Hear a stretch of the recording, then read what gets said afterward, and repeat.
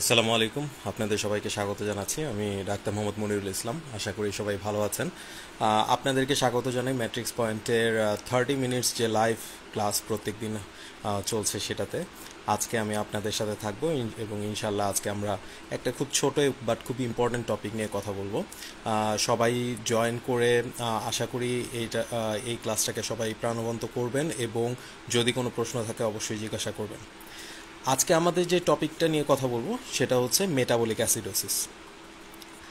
আমাদের যে কোনো ধরনের এন্ট্রান্স পরীক্ষা এমনকি পরবর্তী পরীক্ষাগুলোতেও মেটাবলিক অ্যাসিডোসিস নিয়ে অনেক প্রশ্ন থাকে এবং এখান থেকে অনেক বেসিক প্রশ্ন থাকে। সেই হিসাবে আমাদের যে কনসেপশনটা একটু ক্লিয়ার হওয়া প্রয়োজন।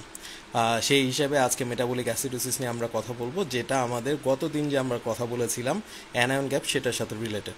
সো আমরা দেরি না করে এখন আমাদের সেই ক্লাসে চলে যাচ্ছি। আশা করি সবাই সাথে থাকবেন।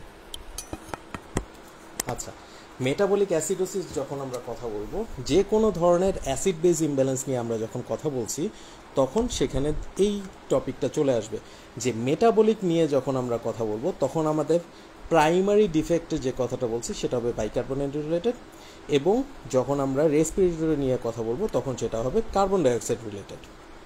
সো আমরা যদি মেটাবলিক অ্যাসিডোসিস নিয়ে কথা বলতে চাই সেই ক্ষেত্রে আমাদের পিএইচটা একটু জেনে রাখা, পিএইচ নিয়ে একটু সম্পর্কটা জেনে রাখা দরকার। সেটা হচ্ছে আমরা সবাই জানি যে আমাদের পিএইচটা বাইকার্বনেট এবং পার্শিয়াল প্রেশার অফ কার্বন ডাইঅক্সাইডের সাথে রিলেটেড। পিএইচ বাইকার্বনেটের সাথে সমানুপাতিক আর পার্শিয়াল প্রেশার অফ কার্বন ডাইঅক্সাইডের সাথে ব্যস্তানুপাতিক। সো যখন আমরা মেটাবলিক অ্যাসিডোসিসের কথা বলছি তার মানে আমাদের পিএইচটা নিচের দিকে, সেই ক্ষেত্রে আমাদের প্রাইমারি যে ডিফেক্ট থাকবে সেই প্রাইমারি ডিফেক্টটা হবে আমাদের বাইকার্বনেটের সাথে রিলেটেড এবং কম্পেনসেশন হবে আমাদের partial pressure of carbon dioxide দিয়ে। যখন আমরা মেটাবলিক অ্যাসিডোসিস নিয়ে কথা বলছি অবভিয়াসলি আমরা জানি অ্যাসিডোসিস মানে হচ্ছে আমাদের পিএইচটা কমে যাবে। সো পিএইচ যদি কমে যায় কি কারণে কমতে পারে? যখন মেটাবলিক কজ সেটা প্রাইমারি ডিফেক্ট হবে বাইকার্বনেট রিলেটেড। যেহেতু পিএইচ এবং বাইকার্বনেট দুটো সমানুপাতিক তাই পিএইচ কমতে হলে আমাদের বাইকার্বনেটটা কমতে হবে। এটা হচ্ছে আমাদের primary defect. So primary defect যখন আমরা পাচ্ছি বাইকার্বনেট কমে যাচ্ছে, অবভিয়াসলি এটাকে কম্পেনসেট করতে হলে পিএইচটাকে আমাদের বাড়াতে হবে, বাড়িয়ে নর্মালের দিকে নিয়ে আসতে হবে। যদি পিএইচটাকে বাড়াতে হয় পার্শিয়াল প্রেশার অফ কার্বন ডাইঅক্সাইডকে কি করতে হবে যেটা আমাদের পিএইচের সাথে ব্যস্তানুপাতিক। অবভিয়াসলি কম্পেনসেশনের জন্য পিএইচটা partial pressure of carbon dioxide যদি কমে যায় সেই ক্ষেত্রে পিএইচটা বেড়ে নর্মালের দিকে চলে আসবে।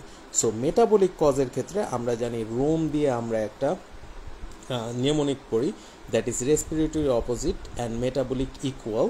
সো যখন পিএইচের সাথে আমরা মেটাবলিকের কজ চিন্তা করব, পিএইচ বাইকার্বনেট এবং partial pressure of carbon dioxide সবগুলোর দিক বা চিহ্ন কম্পেনসেটরি হোক বা আমাদের প্রাইমারি ডিফেক্ট হোক সব একই দিকে হবে, সেটা আমরা একটা দেখতে পাই। যদি আমরা একটু আগের যে কথাটা বলেছিলাম সেদিকে যদি একটু চলে আসি সেই ক্ষেত্রে আমাদের আর্টেরিয়াল যে ব্লাড স্যাম্পল সেটাতে আমরা মেটাবলিক অ্যাসিডোসিসে কি পাবো? অ্যাসিডোসিস হচ্ছে আমাদের এই সাইডে। যদি আমরা খেয়াল করে দেখি যে আমাদের যখন পিএইচটা 7.4 কম তখন কি হচ্ছে, আমরা সেটাকে অ্যাসিডোসিস বলছি। মেটাবলিক কখন বলতে পারবো? যখন বাইকার্বনেট নর্মাল দ্যাট ইজ 24 থেকে কমে যাবে। কত থেকে কমবে? 24 থেকে কমে যাবে। এই ক্ষেত্রে 24 থেকে কমে গেলে আমরা এটাকে বলছি মেটাবলিক প্রাইমারি ডিফেক্ট বাইকার্বনেটটা। রেসপিরেটরিটা আমরা কি করবে? কম্পেনসেশন করবে। সেই রেসপিরেটরি কম্পেনসেশনের কারণে partial pressure of carbon dioxide নর্মালের থেকে কমে যেতে হবে, দ্যাট ইজ 40 থেকে নেমে আসতে হবে। এটাই হচ্ছে আমাদের মেটাবলিক অ্যাসিডোসিসের মোটামুটি একটা আউটলাইন। যদি আমরা খেয়াল করি দেখেন মেটাবলিক অ্যাসিডোসিস হচ্ছে এটা, যেখানে আমাদের পিএইচ কমে। কি কারণে কমে? কার্বন প্রাইমারিলি বাইকার্বনেট কমে যাচ্ছে, সেইটাকে ঠিক করার জন্য আমাদের partial pressure of carbon dioxide কমে ঠিক করে ফেলছে। আচ্ছা, লাস্ট যে দিনের কথা বলেছিলাম যদি আপনাদের অ্যানায়ন গ্যাপ মনে থেকে থাকে তাহলে আমরা জানি যে অ্যানায়ন গ্যাপ মানে হচ্ছে টোটাল বডি অ্যানায়ন্স থেকে বা আনমেজার্ড অ্যানায়ন থেকে আমরা যখন আনমেজার্ড ক্যাটায়ন বাদ দিই সেটাকে বলে অ্যানায়ন গ্যাপ। এই জিনিসটা হচ্ছে আমাদের অ্যানায়ন গ্যাপ। সেটা কিভাবে বের করতে, আমরা মেজার্ড ক্যাটায়ন থেকে মেজার্ড অ্যানায়ন যদি বাদ দিই, আমরা কি জানি, যদি আমরা মোটামুটি একটা ইকুয়েশন দ্বারা করাতে পারি, sodium plus potassium that is measured cation, এটার থেকে ক্লোরাইড এবং বাইকার্বনেট মেজার্ড অ্যানায়ন যদি আমরা বাদ দিই তাহলে আমরা পাবো অ্যানায়ন গ্যাপ। মেজার্ড ক্যাটায়ন কারা? মেজার্ড ক্যাটায়ন হচ্ছে যাদেরকে আমরা খুব সহজে মেজার করতে পারি। মেজার্ড অ্যানায়নও তাই। সোডিয়াম, পটাশিয়াম, ক্লোরাইড, বাইকার্বনেট আমরা খুব সহজেই একটা সেরাম ইলেকট্রোলাইট দিয়ে মেজার করতে পারি। বাট আনমেজার্ড অ্যানায়ন বা ক্যাটায়ন, সেগুলো যদি আমরা চিন্তা করি, ক্যালসিয়াম, ম্যাগনেসিয়াম, আনমেজার্ড ক্যাটায়নের মধ্যে আছে আমাদের অ্যালবুমিন, ফসফেট, ল্যাকটেট, এগুলো মেজার করতে কিন্তু অনেক কষ্ট হয়। সো কি ইকুয়েশনটা পেলাম, মেজার্ড ক্যাটায়ন থেকে মেজার্ড অ্যানায়ন বাদ দিলে আমরা পাচ্ছি anion gap. So 135 plus 5 minus 105 plus 25 হয় 10। আমরা জানি যে অ্যানায়ন গ্যাপ হচ্ছে মোটামুটি 8 থেকে 16, নর্মালি আমরা পাই 10। এখন যেহেতু আমরা মেটাবলিক অ্যাসিডোসিস নিয়ে কথা বলছি, এর আগের দিনও আমরা কথা বলেছিলাম যে আমাদের যে আনমেজার্ড এবং মেজার্ড অ্যানায়ন ক্যাটায়নের কথাগুলো যদি আমরা বলি, দেখুন এখানে হচ্ছে সোডিয়াম দ্যাট ইজ আমাদের মেজার্ড ক্যাটায়ন, আর এখানে হচ্ছে আনমেজার্ড ক্যাটায়ন। ক্লোরাইড এবং বাইকার্বনেট এটা হচ্ছে আমাদের মেজার্ড অ্যানায়ন, আর এটা হচ্ছে আনমেজার্ড অ্যানায়ন। সো আনমেজার্ড অ্যানায়ন থেকে যদি আমরা আনমেজার্ড ক্যাটায়নের এই অংশটুকু বাদ দিই তাহলে এই যে চিহ্ন দেওয়া, লাল চিহ্ন দেওয়া, এই অংশটুকু হচ্ছে আমাদের অ্যানায়ন গ্যাপ। আমরা একটু আগেই দেখে আসলাম যে আমাদের মেটাবলিক অ্যাসিডোসিস হচ্ছে বাইকার্বনেট লসের কারণে হয়ে থাকে। কিসের লস? Bicarbonate loss. সো যখন এখানে দেখা যাচ্ছে আগে বাইকার্বনেট ছিল এইটুকু, বাইকার্বনেট লস হয়ে গেছে, সেটা আমাদের মেটাবলিক অ্যাসিডোসিস হিসেবে পরিগণিত হবে। এখন আমরা কি জানি, আমাদের বডিতে কোনো ধরনের আয়নের গ্যাপ যদি হয় সেটা অন্য একটা আয়ন দিয়ে পূরণ হতে হয়।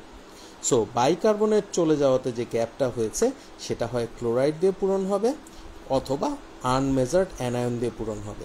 যদি আনমেজার্ড অ্যানায়ন দিয়ে পূরণ হয় অ্যানায়ন গ্যাপ বেড়ে যায়, আর যদি ক্লোরাইড দিয়ে পূরণ হয় তাহলে অ্যানায়ন গ্যাপ আগের মতোই থাকে। এখানে অ্যানায়ন গ্যাপ বেড়ে গেলে এটার নাম হয় increased anion gap metabolic acidosis, অথবা normal chloride that is normochloremic metabolic acidosis. অন্যদিকে যখন অ্যানায়ন গ্যাপ নর্মাল থাকে তখন এটার নাম হয় normal anion gap metabolic acidosis, অথবা ক্লোরাইড বেড়ে যায় দেখে হাইপার ক্লোরেমিক মেটাবলিক অ্যাসিডোসিস। আবারও বলছি, যখন আমাদের অ্যানায়ন গ্যাপ বাইকার্বনেট কমে গেলে যেই বাইকার্বনেটের গ্যাপটা পূরণ হচ্ছে আনমেজার্ড অ্যানায়ন দিয়ে পূরণ হলে সেটা হচ্ছে ইনক্রিজড অ্যানায়ন গ্যাপ হয়ে যায়। তাই এটার নাম ইনক্রিজড অ্যানায়ন গ্যাপ অথবা নর্মাল বা নর্মোক্লোরেমিক।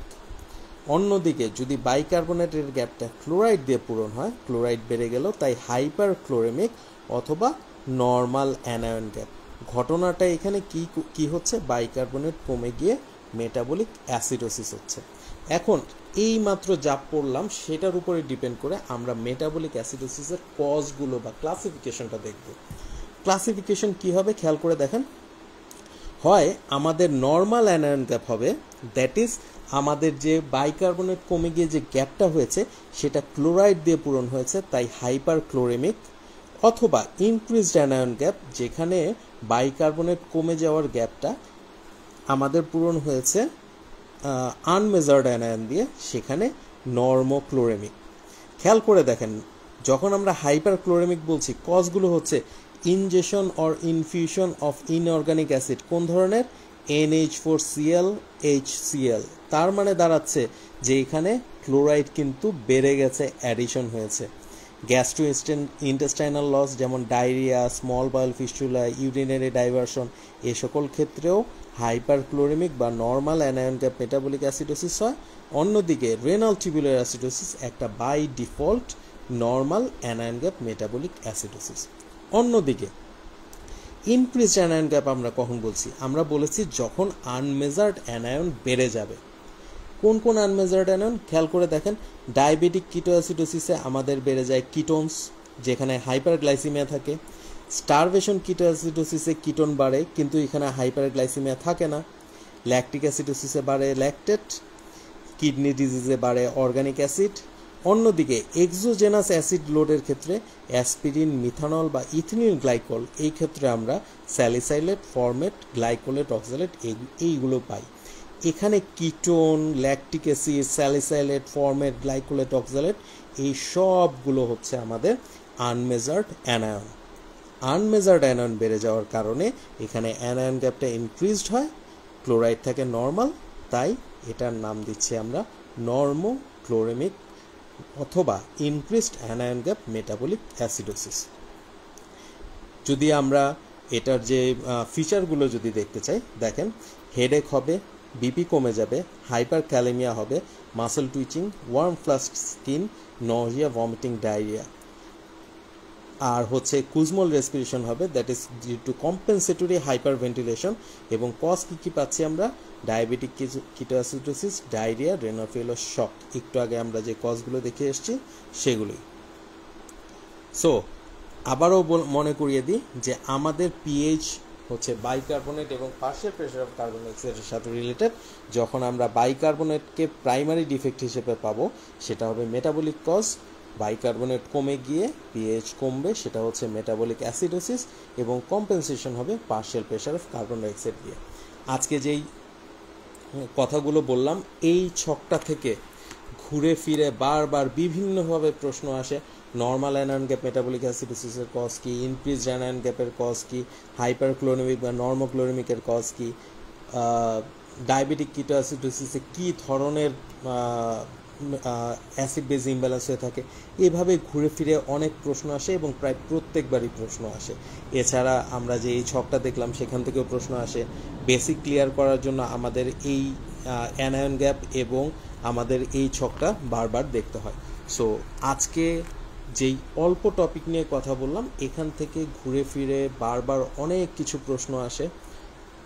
কনসেপশন ক্লিয়ার রাখার জন্য খুবই জরুরি। বিশেষ করে এই ছকটা অবশ্যই ভোলা যাবে না, এই ছকটা সবসময় মনে রাখতে হবে। আর যে কোনো অ্যাসিড বেজ ইমব্যালেন্সের ক্ষেত্রেই মনে রাখবেন যে আমাদের যদি এই সূত্রটা নিয়ে আমরা আসি, তাহলেই আমরা সব সমাধান করতে পারবো। আজকের কথা এই পর্যন্তই থাকবে। আশা করি সবাই এই জিনিসগুলো যতটুকুই কথা বলেছি সেটা বুঝতে পেরেছেন। যদি কোনো ধরনের প্রশ্ন থাকে অবশ্যই জানাবেন, সেটা সমাধান করার চেষ্টা করা হবে। সবাই ভালো থাকবেন। আসসালামু আলাইকুম।